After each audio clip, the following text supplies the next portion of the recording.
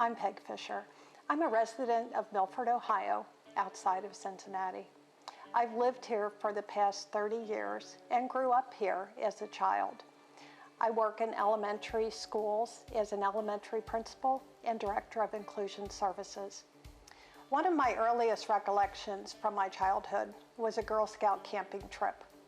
As we prepared to leave camp, I remember the leader's message, "We will leave this place better than we found it." That was good advice, and I took it to heart. Now, as a grandparent of 2 young children, I worry about how I'm leaving this place. I'm afraid that it's not enough for me to do my small part in conserving resources and preventing spoiling the environment. It's time to do more, and here I am. In CCL, I have found wonderful sources of information and met individuals who are as committed to this job as I am. The emphasis on bipartisanship and civility is so refreshing.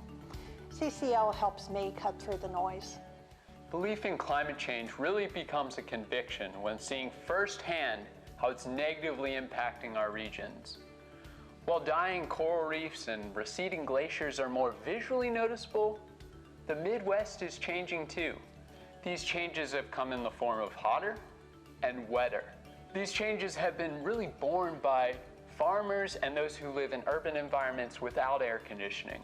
If the field's too wet, you can't get the tractor out there. With more heat waves, with more rain, it's harder to really plan for the season. Costly impacts to Cincinnati specifically have included landslides and sewer backups. These negative impacts are really just the tip of a melting iceberg. CCL is an organization that has a nonpartisan solution for climate change.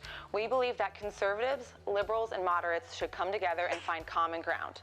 Previously, climate change was seen as a liberal issue, but now many conservative politicians are taking notice. This is evident by the bipartisan climate solution caucuses in both the House and the Senate. Many conservative organizations now support a carbon fee and dividend, such as the Climate Leadership Council, the Conservatives for Responsible Stewardship, and over 50 college chapters across the country.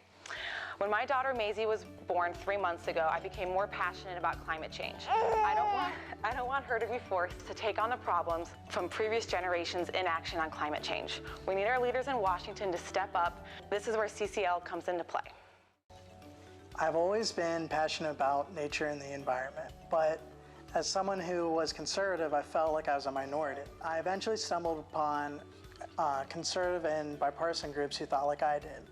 I joined CCL because I was one of the original 13 spokespeople for Republican, which is a conservative-based group that supports policies for climate change, and I wrote an op-ed in Cleveland's Plain Dealer. CCL, Ohio's state coordinator, also asked me to join and represent conservatives at the June CCL conference and lobby day this year in DC. I already loved CCL's bill and I love the bipartisanship, so I figured it was a great opportunity. Now here I am with Republican, and I'm also in the Columbus CCL chapter, and I am a conservative outreach fellow for CCL. Many people forget that Republicans traditionally champion environmental stewardship. Ronald Reagan signed 43 wilderness bills into law, which created 10.6 million acres, and passed the Montreal Protocol, which phased out CFCs that were harmful to the ozone layer. Richard Nixon created the EPA and signed the Clean Air Act. Theodore Roosevelt created 5 national parks and signed the 1906 Antiquities Act.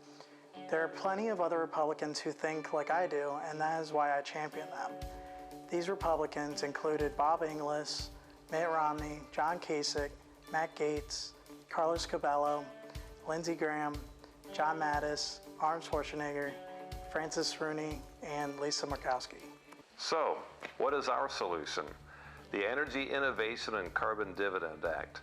This would place a fee on every ton of greenhouse gas. It would be assessed at the source, that is where it's extracted from the ground, and make fossil fuels more expensive. This would motivate every company and every consumer to make cheaper and cleaner options. But instead of spending the money, the government would refund all of the money back to taxpayers in an equal share monthly check. America can move to a greener economy without growing the size of the government. So how do we do this? By building the political will one voter at a time. So we host tables at festivals, we give presentations to various groups, we write letters to the editor, we make phone calls and emails, we meet and talk with community leaders and business owners, and we meet with our members of Congress.